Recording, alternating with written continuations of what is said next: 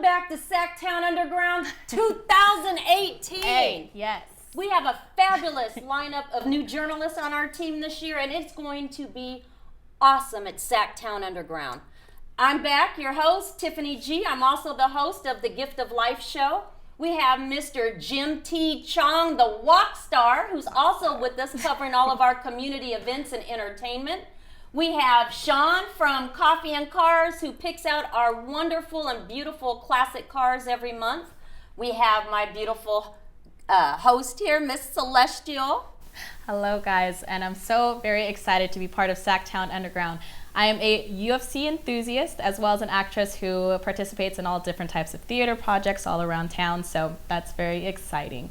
I'm working alongside our show creator and journalist, Mr. Matthew Gilliam, who is a proactive member in this entertainment industry that we have here in Sacramento that's growing rapidly. So I'm very excited about that prospect. Miss Caitlin Ellis, who is the show producer, also journalist, also proactive in this entertainment industry we have here in Sacramento.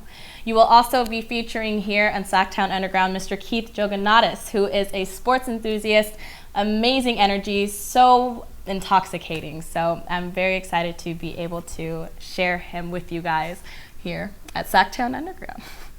If you want to know what's going on in art, entertainment, food, fashion, sports, don't miss out. We got it all right here. SacTown Underground 2018 is going to be an awesome year, and we look forward to being part of it with you.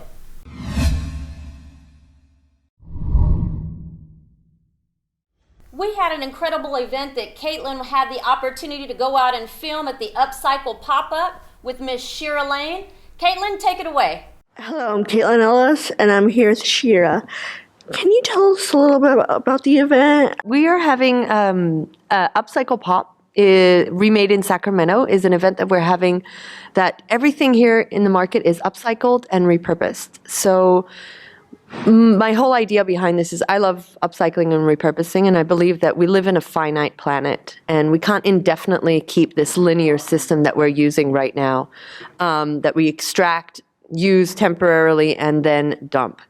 And we have a lot of local Sacramento artists here, and I really want to highlight them, and especially the ones that are using reclaimed materials and just thinking about the circular economy. So in this event space, we have two main areas. We have a gallery space where we have some things that are more gallery type art, more contemporary art. And then we have a market space where it's more smaller items, things for sale, arts and crafts. We also have workshops that you can come and do workshops with your kids. You can come and learn how to sew three sweaters together into a sweater. We have a community art wall. We have a sensory room because a lot of the artists that are here also work with kids with disabilities or kids with autism. We have a girl that's like a death doula. So they're very in tune with people with dementia. So we're trying to kind of combine all people and just say all are welcome. So I hear you're from LA and San Francisco. You have offices. So why Sacramento? What made you choose to come here for a pop-up shop? Oh, okay. So yes, I lived in Los Angeles for 10 years, and then I moved to the Bay Area. And then just recently I moved to Sacramento. When I moved here, I really wanted to connect with the community. I have an office in LA and an office in San Francisco, and I really wanted to find who are the artists here. And so I was like, oh, this would be a fun event to do and something different, because I've been doing documentaries and commercials for 10 years now. So this will be something really interesting to do. And this is a way for me to kind of connect with the community, learn who the artists are. And so is this your first pop-up shop, or were the other locations you've done them? Or? No, this is the first time I've ever done this. I mean, I do documentaries and commercials, and I've helped with other festivals. I've been part of crews for festivals. But this is the first time I think that I'm doing a market myself, like an event like this. So I'm always like, oh, I don't know, is this good? But it was fun, and it's all thanks to the amazing artists that are participating. So, I mean, I can't take credit. It's really the amazing artists that are here, that not only are they talented beyond belief, but they are just amazing and kind and beautiful individuals. Back to you. That's amazing. They used all reclaimed material? Oh, man. We're definitely going to have to check out Shira Lane. Great event. And to make sure you don't miss out on any upcoming events, go ahead and check us out with Sacramento365. We have our calendar of everything current so you don't miss anything.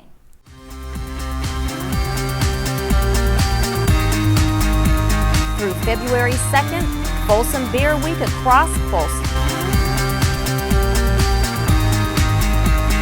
February 6th through the 11th, the Sacramento Bacon Fest at downtown and midtown Sacramento. February 10th, Sacramento Carnival 2018 at Clara Midtown.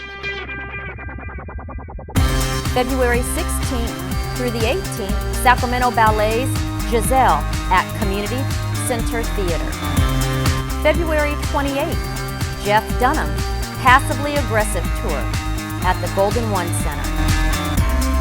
March 3rd, Old Sugar Mill Brazilian Carnival at Old Sugar Mill. March 7th through the 18th, the Book of Mormon at Community Center Theater. We had another fabulous event at the Shady Lady Saloon, and our reporter, Jim T. Chong, the walk star, was the one that got to be there. Jim, tell us all about it. Hi, this is Jim T. Chong. We're with SacTown Underground here, and we're in one of the most exciting places to be here, especially on the weekend night of Friday night.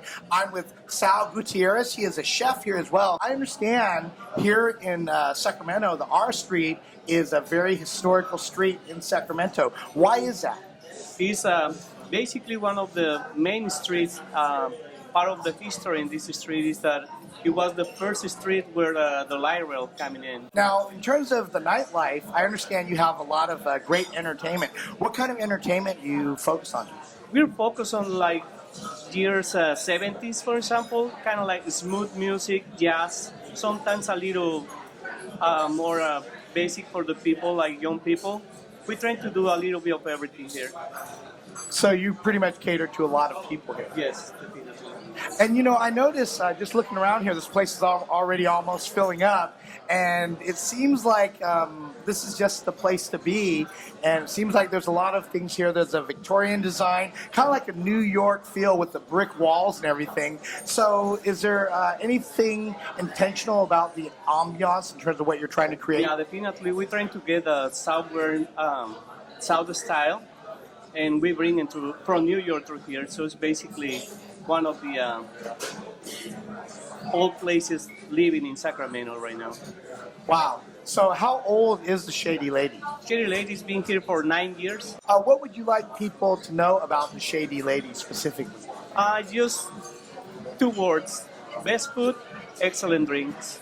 Can you go ahead and just tell me a little bit about the story behind the name of Shady Lady? Yeah, it's basically we was looking for a nice concept.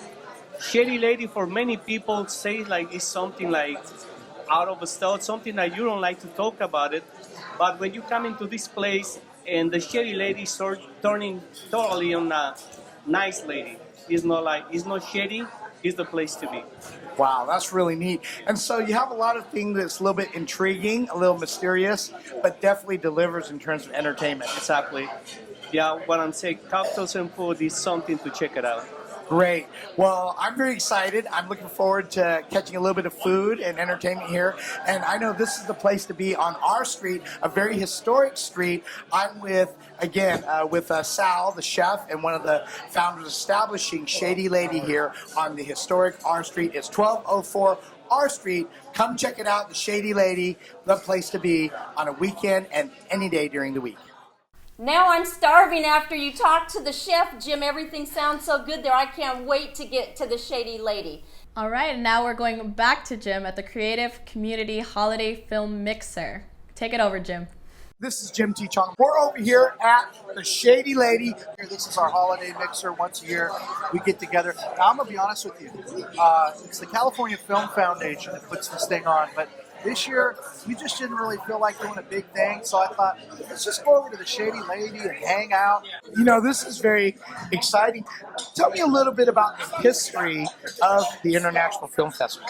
Well, long story short, Sacramento International Film Festival is Sacramento's oldest and largest film event of all genre capacity. So we were founded in 1995 by a guy named Ken Knoll, and we've been going ever since, real strong. This is our 23rd year. I think 2017 was our 23rd year, 22nd, and we're almost pushing 25 years. Can you believe that? I am with, again, Charlie Holiday, and you are also a SAG representative. And I'm with the board of director, and I'm sort of the liaison with for SAG for this area, with the film commissioners and the community here. And I understand that you've been acknowledged as well, just for your great work in terms of supporting the film community. What are some things that you have been receiving awards for? Well, I actually got one last year at the International Film Festival. Beautiful. I got honored by the city of Sacramento a couple of years ago. They had a big prize for me.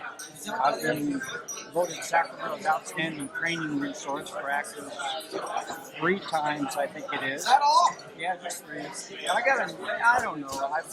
It's because I'm getting really old. And they're finally saying, hey, he's not going to be around that long. I try to do something. What do you think makes an award-winning film? A good story. You have to be people in the story that you care about. You have to hear what happens. If you're a filmmaker out there and you never mind winning an award, you just want to make a movie that people are going to like, and that people are going to be into, and that people are going to want to watch, you could do a lot worse than being on a review panel for movies. Because you're going to see the same tropes come up time and time again. You're going to see the same concepts, the same ideas. And then you're going to realize that, most all movies can be broken down into just a couple of basic genome types. And it's all about individuality and execution at that point. So when you ask me what makes a good movie, I would say, to echo on what Charlie said, you got to care. So in order, there's a couple of elements there. You got to have a story that is compelling. And there has to have something happen. It can't just be you've got decent protagonist who feels some type of way. Like I always ask filmmakers, well, what's your movie about? And they go, well, it's about this guy and he feels. And I go, what do you mean he feels? How do I shoot that? So something has to happen. There has to be some catharsis. There has to be some movement from A to B because it is motion picture. If it's just like watching the grass grow, people aren't going to watch it. So it has to be compelling visually. And then from the storytelling angle, you got to have, like Charlie was saying, you got to have characters that people care about, or that at least, maybe they don't like the character, but at least the character makes them feel something. And in order to pull that, you got to have good writing, and you got to have believable acting. And so hear me, please. If you don't do anything else, you got to have good writing and you got to have believable acting. Almost anything else to degrees can be forgiven. Crappy, photography and not so. A lot of stuff can be forgiven, but nobody's going to forgive situations that they don't believe or acting that just doesn't ring true. So that's what you got to have. I'm very excited because I am with Vincent DeMiles, who is with Cinesol. And how are you doing today? I'm doing outstanding. How you doing? Great. Well, this is exciting. Also, I love this last name here. I've heard it somewhere. Frank Casanova. How are you doing today? I'm doing great, man. It's fun to be here. As you know, I've been the owner of the Studio Center in Sacramento for the past 20 years, and we were mostly a commercial studio. I've now phased out of that, and I'm going into something new, but still very much involved in the Sacramento film scene. As a matter of fact, gee, that gives me a great idea. That is the name of my next venture, is SAC Film Zine .online. One of the big challenges we've had in the film community in Sacramento is that nobody else outside of Sacramento really knew about it. And actually, within Sacramento, we didn't know what was going on, what productions were coming up. Little bits on Facebook, but there was never a compilation of what productions are coming up, who's doing what, and who do you contact if you want to be involved. And that's one of the reasons I started SAC Film Zine .online, was to be a compilation of a place you could go to where you find out all the productions that are scheduled, coming up, who the producers are, who the directors are, so that if you want to get involved, these are the people to contact. So that's, right now we have a Facebook page and a website, SAC, S-A-C, Film, F-I-L-M, Zine, Z-I-N-E, .online. Now, what we're also going to be doing on that, because nobody's ever done this before, I don't think, we're going to have a resource guide for not just cast, but crew and talent and crafts. In other words, if you're an audio guy, a camera guy, and you'd like to hook up with somebody who's going to be putting together a movie, they have to know about you, you have to know about them. We're going to be the mixing point at sacfilmzine.online. Secondly, the biggest thing, like I said, is that nobody else knows about us. We have one of the most vibrant film communities in the entire country, I think, right here. But nobody knows about it. We need to have articles that go to the New York Times, the Washington Post, the LA Times. We're going to be doing that for you. We want to put the Sacramento film community on the map right here in Sacramento. We got a lot of talent and a lot of enthusiasm. I just got to tell the world about it. Wow, that's exciting. And that's why we love it here in Sacramento. There's a passion for the arts. Now, I want to hear a little bit about Cinesol. What's it all about? Cinesol is the premier African-American slash black film event here in Northern California. It was all under the umbrella of the Sacramento International Film Festival. One of the things that I would give Marty credit for is that he really promotes diversity, which is hence why we have Cinesol for the African Americans. We have Cine Latino for the Latino filmmakers. And we have Cine Asia as well, for Asian filmmakers as well. So one of the reasons why I joined up with this whole group anyway with CFF is because of the diversity.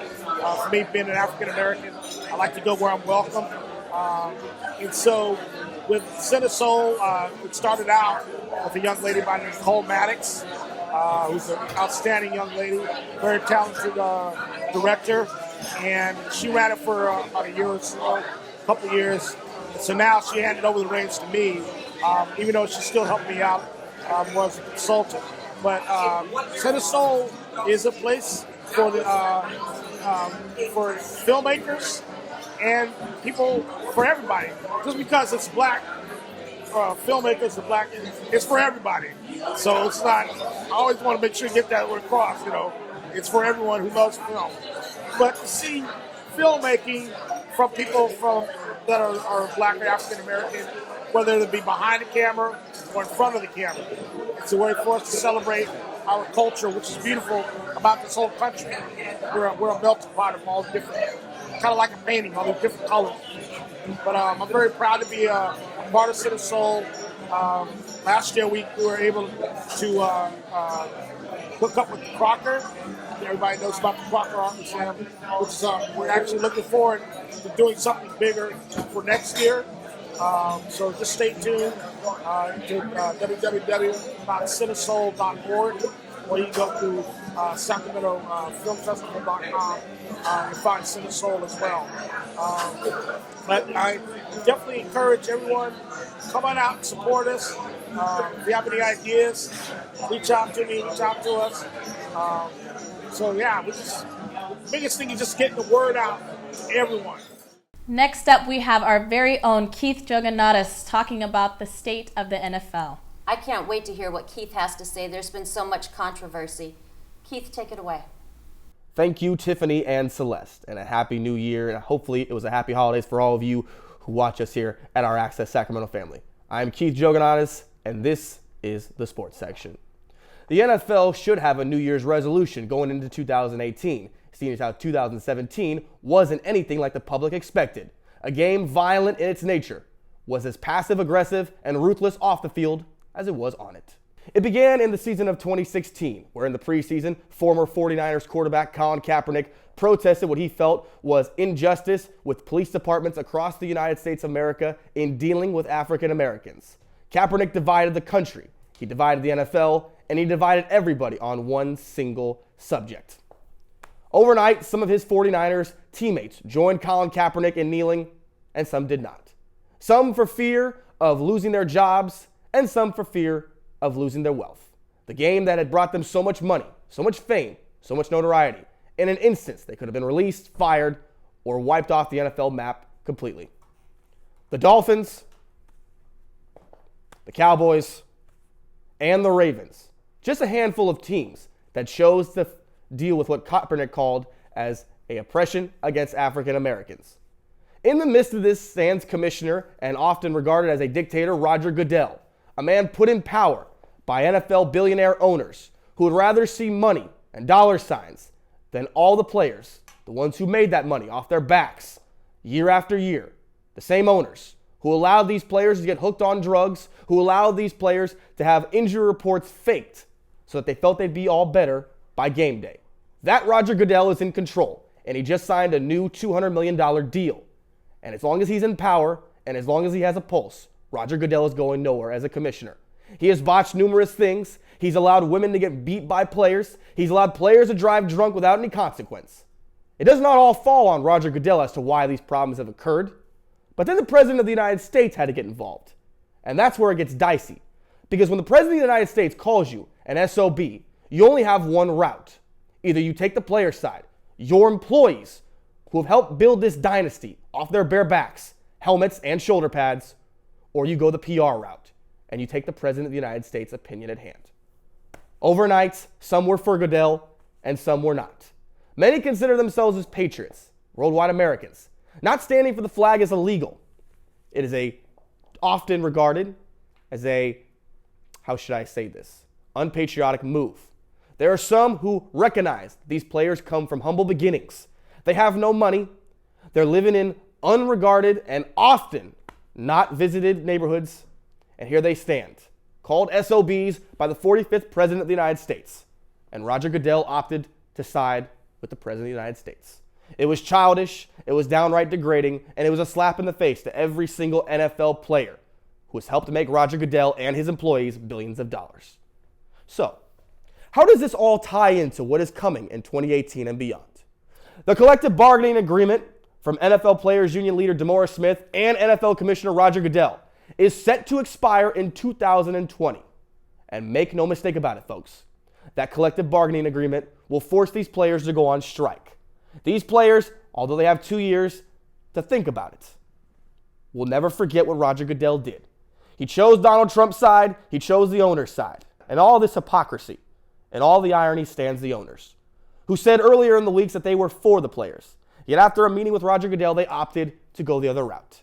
The same owners who said they were with their players, who get them hooked on these drugs, who toss them out like dirty socks after their playing days are long ahead of behind them. These owners said they were with the players. Well, that's just a little bit too hypocritical for me. In 2020, there will be a work stoppage. The players will not return to work until they feel that the commissioner actually cares or pretends to about their lives, about who they are beyond the gridiron. And that, in all of its sincerity, is the key element. So Roger Goodell, Jerry Jones, Bob Kraft, all the NFL owners, the ball is in your court. Either you choose now to reconcile what you have done, or you will watch your league crumble, and its billion-dollar payroll will come crashing to an end. Because not only have you insulted the players, you've insulted your employees. And that in itself should have already been a slap in the face to your character. And that's going to do it for me. I'm Keith Jouganatos. And back to you, Tiffany and Celeste. And you know we can never close the show out without having a fabulous artist. So we have, closing out our show tonight, we have the best performance of 2018 by Laire.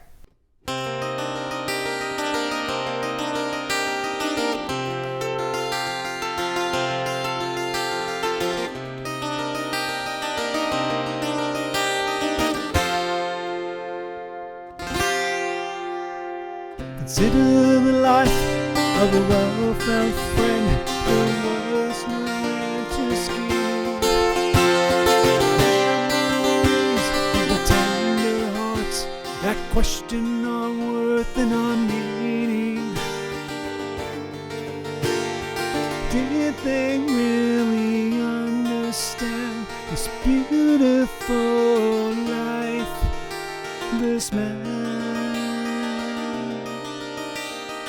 Visionary, sometimes scary. I could see his passion in his plan. No foolishness on Cape and down. His dreams will always be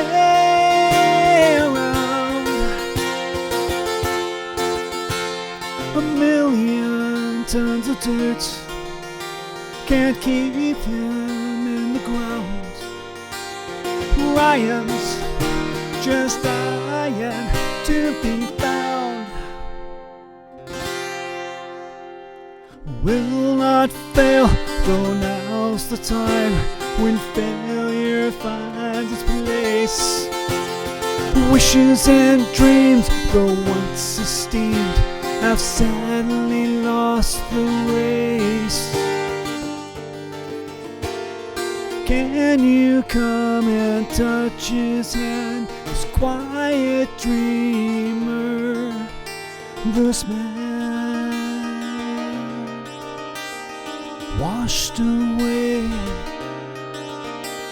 like hours of slave, a drunken stupor, shallow and deep. No foolishness of gaping down.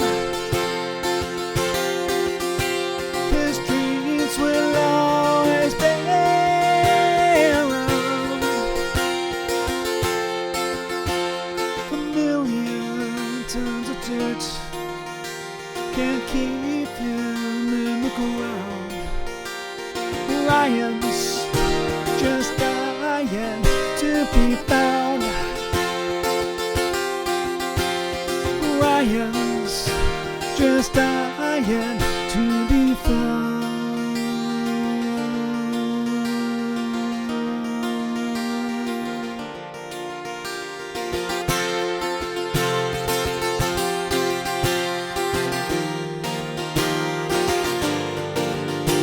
No foolishness or gaping down. His dreams will always be around. A million tons of dirt can't keep him in the ground. Ryan's just dying to be found. Ryan's just dying to be found.